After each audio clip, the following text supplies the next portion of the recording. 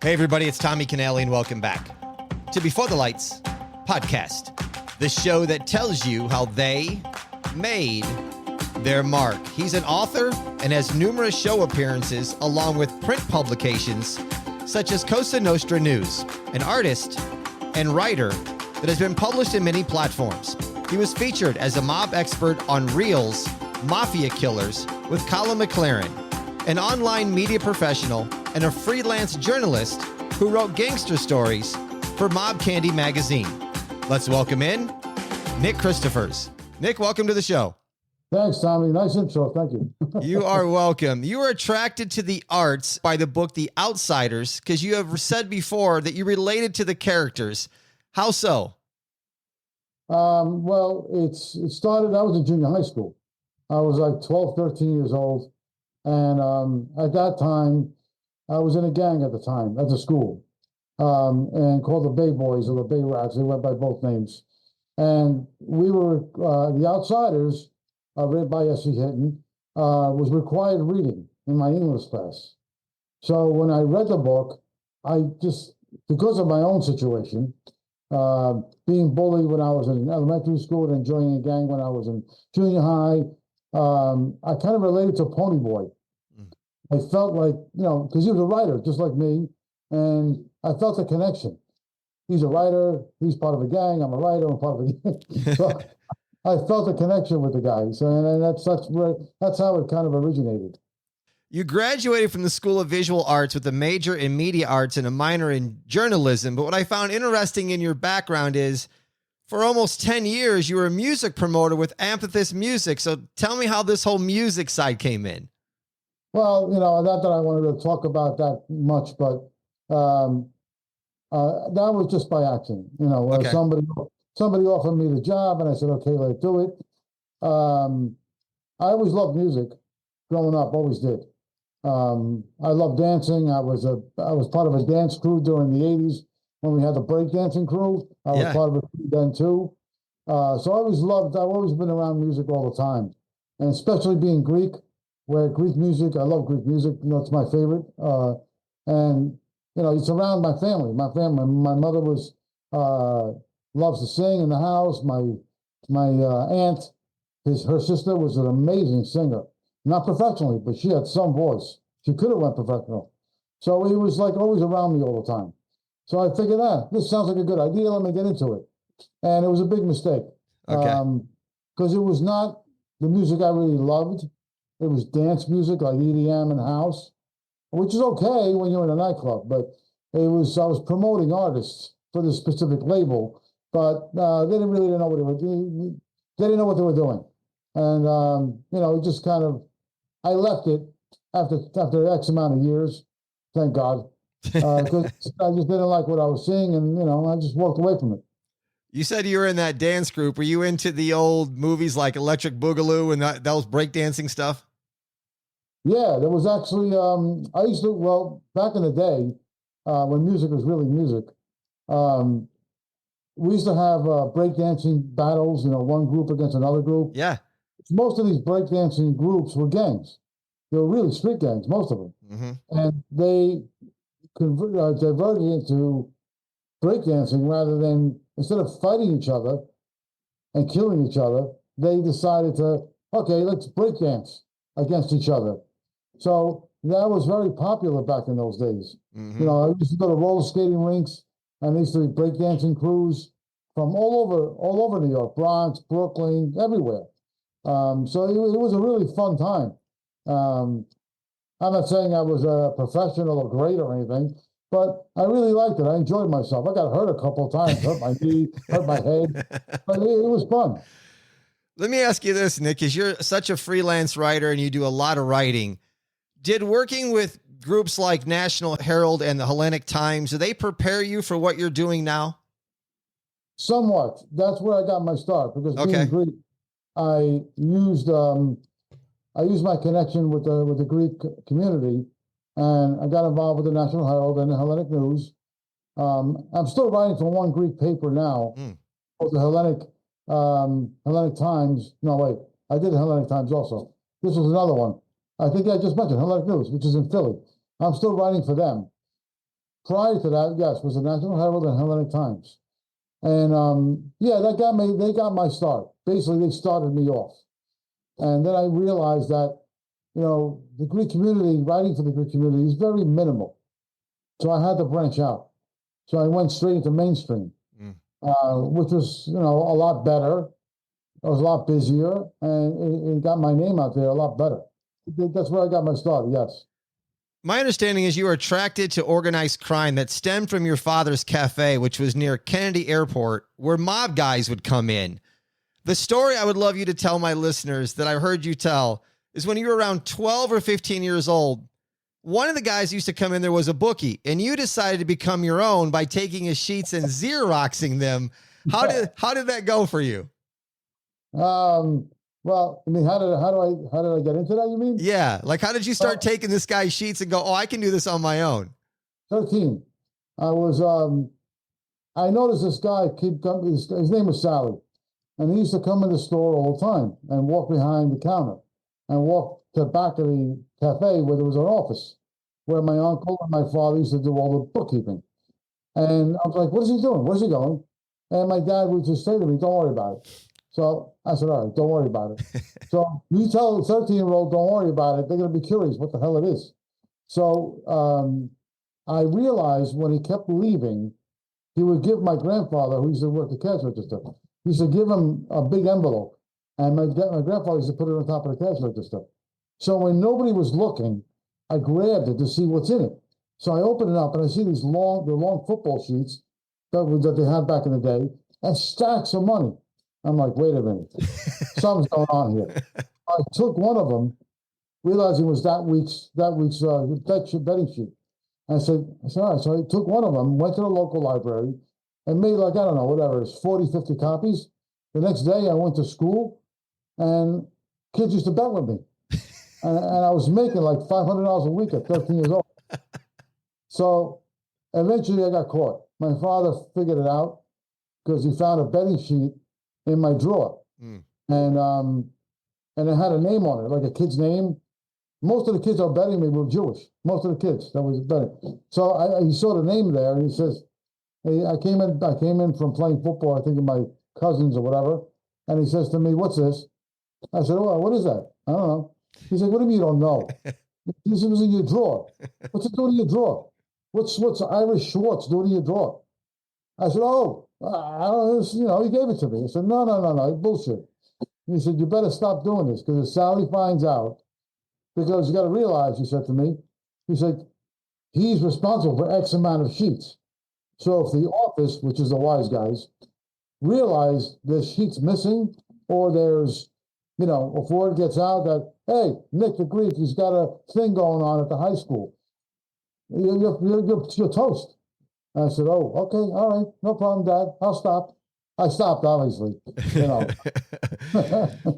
In this cafe, I know mob guys used to come in, and I understand that John Quack Quack Ruggiero would also come in. Did any other of these mob guys come in this place? There was Vic Arena. Vic Arena was the boss, acting boss of the Colombo family. I knew them very well because he lived like 2 blocks away from me. So I knew the whole family. My brother used to play football with the younger brother. The older brothers, I knew them. They used to come to my cafe all the time. I used to hang out with them. They used to always sit in the back. Nobody ever sat next to them. So I obviously got curious. Why are you sitting by? Nobody's sitting there. So eventually I learned who they were, what they were doing, and I started hanging out with them a lot, and I got to know what they were about, which definitely intrigued me, especially at a young age. There was John Booby Sosani. John Booby Sosani was part of Sonny Black's crew, which was made into he was part of the storyline for Donnie Brasco, right, with Al Pacino. And Booby was Sonny Black's in that crew. So Booby used to come to the cafe a lot, and every morning, sit at the same table, and I used to hang out and sit with him, bullshit with him, and, take care of him. And I went to Atlantic City with him once, and we drove up. He used to drive a white Lexus, and we drove up to AC, and he's betting. I don't know if it was blackjack or poker, I forgot what game. So I'm standing next to him, and he says to me, calls over to me, he said, Greek, come over here. I said, what's up? He says to me, "You got $5,000?" I said, "Boogie, do I look like I got $5,000 on me? What are you, nuts?" He said, "What do you got?" I said, "I got about $2,000." He said, "Okay, give it to me." What am I going to say? No? I said, I gave it to him. So he won big time. I mean, he was winning already. So when we're leaving AC, he was leaving with like 20, 30 grand. So as we're leaving, we're driving back home to Long Island because he moved to Bell Harbor from Brooklyn. Bell Harbor's near near the Rockaways. And I look at him all, I look over to him, I go, "Hey, John." He goes, "Yeah." And I give him this face like, "Well, like, you're going to hook me up or what?" And he looks at me, he goes, "What's the matter? Everything okay? You feel okay?" And I'm like, "Yeah, I'm feeling fine." I go, "You know what I'm talking about." I didn't say it, I just made a face. He says, I said, "John, my cut." He says, "Look, think of it as a donation." So you didn't even get your 2 G's back. He didn't give me nothing. Nick, your father's cafe with all these guys coming in, was it a situation where your father had to kick up to them? No, that never happened. I mean, look, obviously, Sally was connected, obviously. He was a bookie. So indirectly, to some degree, indirectly, yeah. If you think about it. And there was another guy, Nicky Masson, because he's not around anymore, I'll say his name. He used to sit, again, same guy, sit at the same stool right across from my dad. And while my dad's cooking, Nicky was right there. And he used to sit there and BS. And my dad used to bet horses with him. And Greeks are notorious to bet on horses. So my uncle, my grandfather, my father used to bet on horses all the time. Every day. They were betting on something else. With Nicky, a lot of times. Sometimes with Sally. It depends. I'm trying to think of some other guys that walked in there. There was Angelo, Booby, the Arenas, Nicky. Oh, there was also Steve Adams. Steve Adams was a Jewish gangster. And he used to come in there with his son, Hunter. Really tough guys, both of them. Really tough. And Steve was a bull. He was a huge, big guy. And so was his son, Hunter. I used to go to the same gym with Hunter. And I used to see Hunter at the nightclubs all the time. I used to hang the same clubs I went to, he was there. So he was another tough guy that used to come in the store. So those are the guys I do remember. You started dressing like a gangster and then even got arrested at 21 for assault. How did your father snap you out of going down this road, Nick? Well, I came from a very good family. Thank God, very stable, strict Greek family. So I wasn't like a bad kid per se. I just, tended to hanging out with tough guys. And I was always respectful to my parents, of course, because my father was a big guy, 6 foot something, big guy. He beat the shit out of me. I don't know how many times. But when I got pinched for assault, and I was in the cell, in the holding cell rather, and the desk sergeant comes to my cell, and he's banging on the cell. He says, "Hey, Nick, come up." I said, "What's up?" And he goes, "Posted bail. Somebody posted bail." I said, "Posted bail? Who posted bail?" He said, "Your father." He said, "You can leave now." I said, "No, I don't know about that one." He said, "What do you mean?" I said, "Did you take a look at my father? He's 6 foot something. He's a pissed off Greek. Would you go home with him?" And I hear the guy next to me, the black guy in the other cell, really nice guy too. He said, he's laughing. He can't stop laughing. And he says to me, "Yo, white boy, get out of here. Go, leave." So I left, obviously. I left, went to court for 6 months. Thank God I had a decent attorney. It was knocked down to a misdemeanor. Didn't have to do any time. So I had a probation for like 6 months, and that was it. Thank God for that. After that whole thing happened, I think that kind of like woke me up. Like at that point, I'm like, what am I doing? I mean, I still stay friends with a lot of the street guys, but I tried not to veer off, so to speak. I understand that you did meet John Gotti in your late 20s at the Mike Tyson, Evander Holyfield watch party in Manhattan with your uncle. How was that experience of crossing paths with somebody like Gotti? Well, I gotta retract that statement. Actually, it was my mistake. I didn't meet him there. It wasn't. I forgot that it wasn't the Tyson. There was a fight. There was a Tyson fight, but it wasn't in the city. Mm. It was somewhere else. My uncle, may rest in peace, was in the construction business, and when you're in the construction business, you deal with unions and blah blah blah. It's very very hard not to cross paths with these people. So I was with him one time, and I forgot where, but the fight was going on, but we weren't there in the city watching it. That was my own mistake. I got dates mixed up. And he was there. John walked right past the table. And I was like, whoa. And then he came back, and he said hello to my uncle. I didn't say anything. I was like, it's almost like being starstruck. You're standing looking at this. You don't see this guy in the paper all the time, mm-hmm. And it was like, whoa, wow. So it was a pretty interesting experience, even though I didn't really talk to him or nothing like that. The only person I ever spoke to was John Jr., his son, because his son, again, used to go to the same clubs I used to go to. Clubs like Channel 80, Patty McGee's. This is all New York on Long Island. So he used to come there and dock his boat right near Channel 80 and walk right in the club. So I saw him once or twice, and one of the guys he was hanging out with was Sammy the Greek, and Sammy knew who I was, and he introduced me to him. So that's the closest I got to talk with any of them. You've mentioned a couple of times your Greek heritage, and the Greek Mafia, I think, is something that has not gotten a lot of publicity worldwide or nationwide, at least in America, in my opinion. You've traced this all over the world. They are the silent partners of the mob world. Nick, when did the Greek mob take hold in America? Because I think this is going to be eye-opening to our listeners. Well, as a group, as a family, they never had a family. It's not like the Italian mob where there's a hierarchy, captains, whatever. It's not like that. It's just a group of guys. And realistically speaking, you can go back to Capone. In the Capone days, there was a guy called Sappho the Greek that was part of Capone's crew. And there was also Mike Potson, which his real name is not Mike Potson, it's Mike Padoglu, who actually ran the hotel that Capone had at the time. And Colosimo had, Joe Colosimo had. And he ran that hotel. I forgot the name of it right now, but I think it was Colosimo Hotel or something like that. He ran it after Colosimo died, and Capone took it over. So Mike Potson used to run that hotel. And he got pinched once or twice, and then he got killed. And Capone was really angry.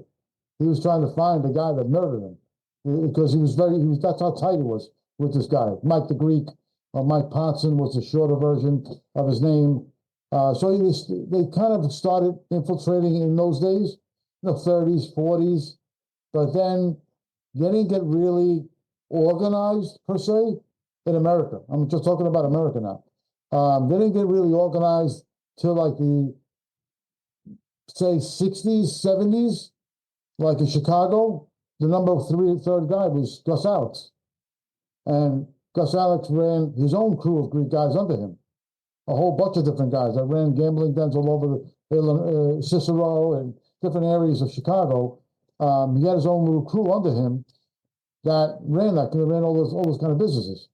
So I would say from the 60s up until like maybe the 90s, they were pretty prominent in Detroit, New York, and Philly. Where Detroit and New York and Philly were more prominent, where they actually had like 40, 50 guys. There wasn't really a boss, really, but even though in New York, Spiro Velenzas was the quote-unquote boss of the Greek crew, and in Philly, you had Harry Petros and Steve Budas were the two bosses of the Greek Philly mob. The Greek bosses, they're named Godfathers of the Night. What is the reason for that? Well, Godfathers of the Night is actually a term from Greece, not here. Okay. Yeah, so in Greek, they would say the Notis Niktas, which means Godfather of the Night.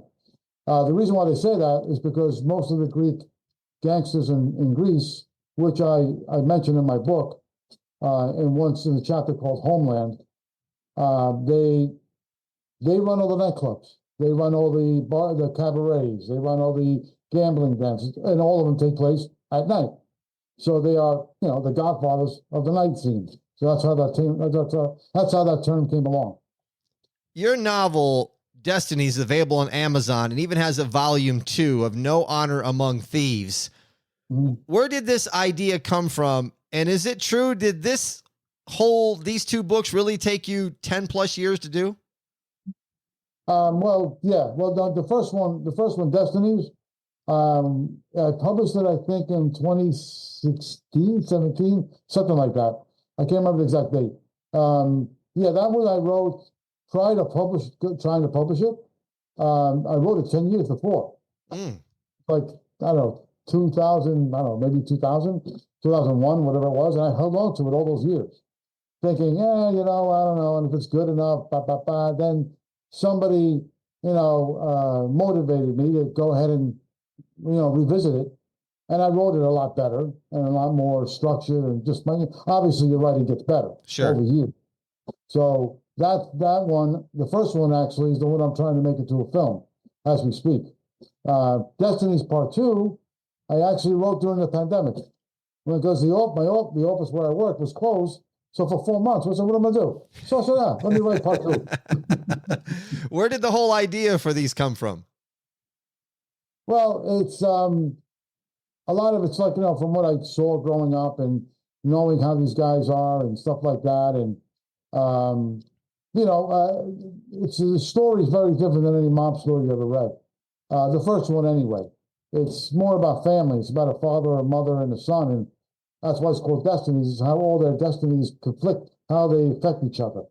So that's what the book is really about. I mean, yeah, there's mob stuff, sprinkled here and there. But it's really about survival, how, family, how tragedy can affect it, and what comes of it, and whether it's good or bad, that kind of thing, really. Listeners, I'm going to put links in the show notes to these books that you can get your hands on, as well as this one. You wrote a book called Prison Rules, which is true events. Is this more of like a Scared Straight program, but in print? Yes, that's exactly what it is. I did the book with the ex-bodyguard of John Gotti Jr., John Alite, who's a good friend of mine. And the book, it was John's idea, really. And he approached me, asked me if I want to write it with him. I said, sure. And the book it's very raw. It's very raw. It tells you exactly the way it is from the day that you get arrested to the day that you hopefully get released, and everything in between, and what happens. It's basically a survival guide, really, for young people, really even more so for parents who have kids that are in prison, that this is what to expect, and how your son or daughter, God forbid, end up in prison. These are the things they should follow to survive. I mean, one thing that does stand out for me that John told me is, because I've been there, because I know what it's. I've been pensioner. I know what it's like sitting in a cell. But this is a little more deeper, where sometimes when you get pinched, especially for a federal offense, and you get thrown in it's called a bullpen. And not a bullpen like in baseball, nothing like it. You get thrown in there with about 20, 30 guys that are all waiting to get transferred or to move to whatever, either a penitentiary or to another cell, depending what the case is. And there's one toilet bowl in the whole cell for all these guys. So, in other words, you got to feel comfortable doing what you got to do in front of all these guys. Regardless, you can't sit there and cry and show any kind of weakness whatsoever, because you're going to become a mark right away. I don't mean sexually. I mean to get beat up, to be, whatever. And also, when you do what you got to do, not to get graphic here, but to do whatever you do, what you got to do, you better make sure you flush. Because if you don't, or you get anything on the seat, you're going to get your ass kicked. Just imagine how strange that is. Think about it. But that's one of the rules. Believe it or not, in prison, respect is everything. It sounds crazy, right? These are criminals, but respect is key. It's really bizarre, but when you think about it. Listeners, again, I think you should get your hands on that book if you know somebody that could be going down a wrong path, or just maybe read it for yourself. I'll put a link in the show notes to it. Like I said, Nick, tell me about the project with ex-mobster Bill Catolo Jr. You can always send flowers in the morning. Well, unfortunately, that kind of went down another road. Billy's a good friend of mine. I love him. And we were going to be working on a book today. We did start. I came out to where he lives. I can't say it over here because Billy was a ex-member of the Colombo family. His father was Wild Bill Catolo, who got whacked by the Carmine Persico crew back during the Colombo Wars in the early 90s.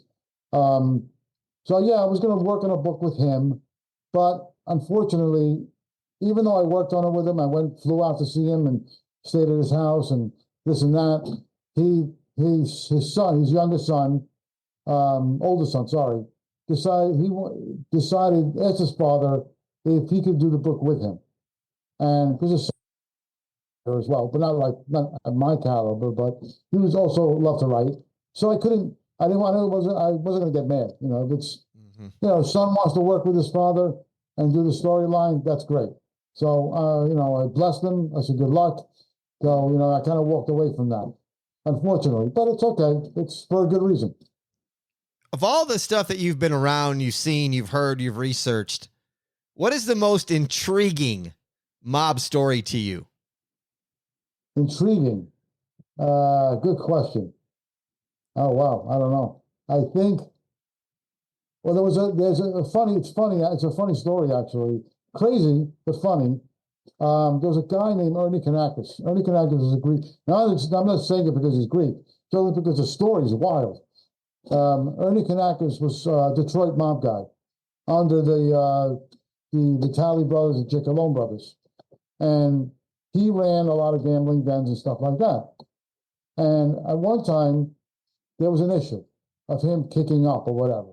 And he didn't want to. He felt that he got screwed over by the wise guys too many times. When he had to kick up money and this and that, and they wanted more of a higher tax, meaning they tax you, meaning they want more money. So he kind of wasn't, didn't want to play the game. So the Italian guys sent 3 guys to go whack him, 3. But they were like older guys. One guy was like in his 60s, other guys in his 70s. They were old-time hitmen, but very proficient. But they were like past their time, pretty much. And they had an appointment with Ernie, and they went to visit him at his house. They went to the basement, and these 3 guys were supposed to kill him. The tables got turned. Ernie killed all 3 of them, which is insane if you think about it. One guy whacks 3 guys. And even before they were, I can't remember all their names, but before they were even coming over to whack him, Ernie made his point to contact Tommy the Greek, which is another Greek wise guy in Detroit, to let him know that these guys are coming over, just in case anything happens, just to be sure. So Tommy Carmanos, they call him Tommy the Greek, Tommy Sledgehammer, that was his other nickname. So after he whacked those 3 guys, which was like unheard of. So now the Italians, the Giacalone brothers, they were incensed. You have no idea. Because, Ernie's not a made guy. He whacked 3 made guys. Right away, you're you're up for the kill. No doubt about it. So what happened was the Chaldean mob, they're an Iraqi mob guys, if you believe it. It's an Iraqi crew. They're Christian Arabs, basically, and they're called Chaldeans. And they run a certain area of Detroit, and they're very powerful. The Italians don't even play with them. They're so crazy. So the Ernie went over to them and asked Tommy Colascio, who was the head of the Chaldean crew, for his protection. So then the Italians went over them and said, listen, we want that guy. And the Chaldean says, no, forget about it. He's with us now. You want a problem? You got a problem with us. That was the end of the story. He skidded through after whacking 3 made guys. Imagine that.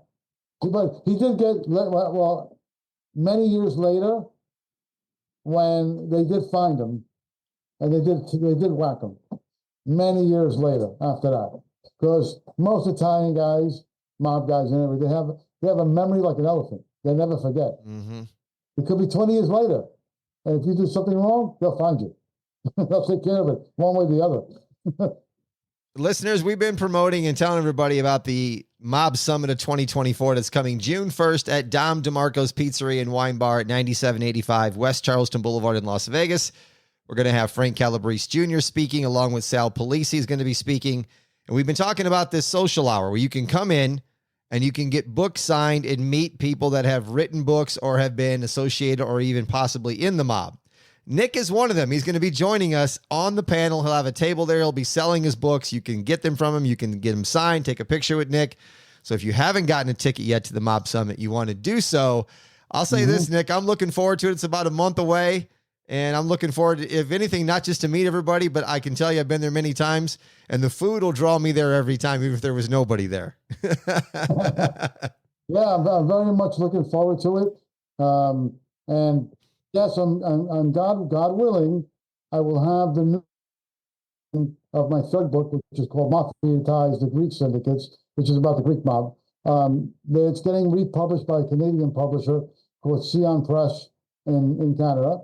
So God willing, it's coming out this month. So I'm just hoping I'll be able to have copies to bring with me. If not, I mean, I'll have the other, the issue prior to that, regardless. But it'd be great if I have the new ones. So yeah, I'm looking forward to it. It should be exciting. I can't wait to have a slice of pizza over there because I hear so much about it. Yeah, it's good. You'll have more than one. I guarantee you that. I understand also that you are an artist. Do you ever draw like portraits?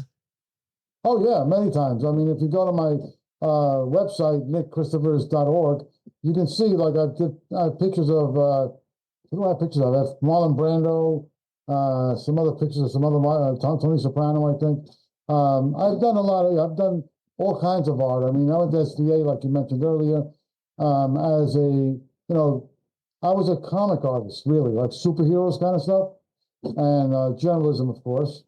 But I haven't, to be honest, I haven't drawn much in years. I've been so focused on my writing more than anything else, because you got to do with something that pays. Mm-hmm. Right. The art world is a very difficult nut to crack. Yes, you might have to sell the portraits. That would be great. I'd love to bring them. Yeah, it's a very tough business, the art world. Writing, lucky enough, I have more success with the writing than I have with the art. I still love art. Don't get me wrong. I just don't really dabble in it as much as I used to.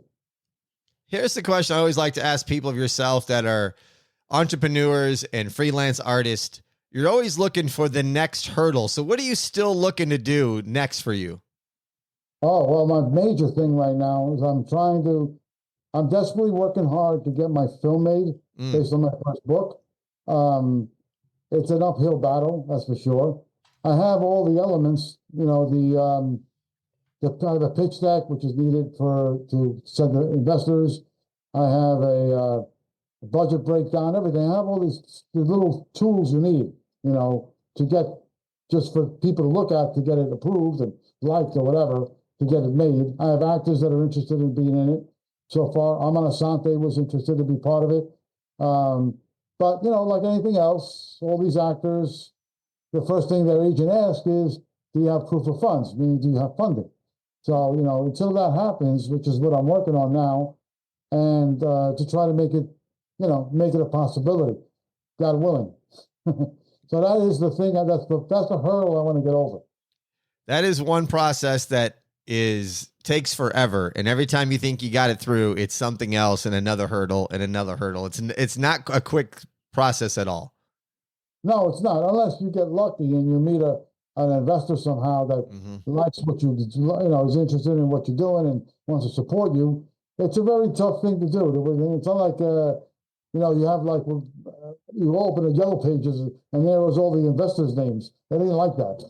It's just, you got to find them and search for them. It's not like you pull out a black book and they're all there, or you go online and you click film investors and there's a guest list. Nothing like that. It's a lot more harder than that. Yes, it is. Well, I look forward to meeting you in about a month here in Vegas. And listeners, I'll also put a link to the podcast I did on Nick's show about the Mob Summit, a little bit about my background. So I'll put a link to that as well, so you can check that out. Get your hands on a couple of his books. If you're not going to make it to the Mob Summit, come out to the Mob Summit, say hello to me, say hello to Nick. Thanks for coming on the show, taking some time out of your day. Oh, Tommy, thanks a lot, man. I really appreciate it. You are welcome. Listeners, before we go, instead of a cup of coffee, which I don't drink, that kind of shocks people that I don't drink coffee, never have, so there's one thing. I do drink red wine and enjoy it. You can buy me a glass of red wine. Yes, you can do that from anywhere in the world. Click the link in the show notes, and I will salute you on the next show. It's just a small way that you can help support my show. That's going to do it for this episode of Before the Lights. And until next time, everybody, I salute a chin chin.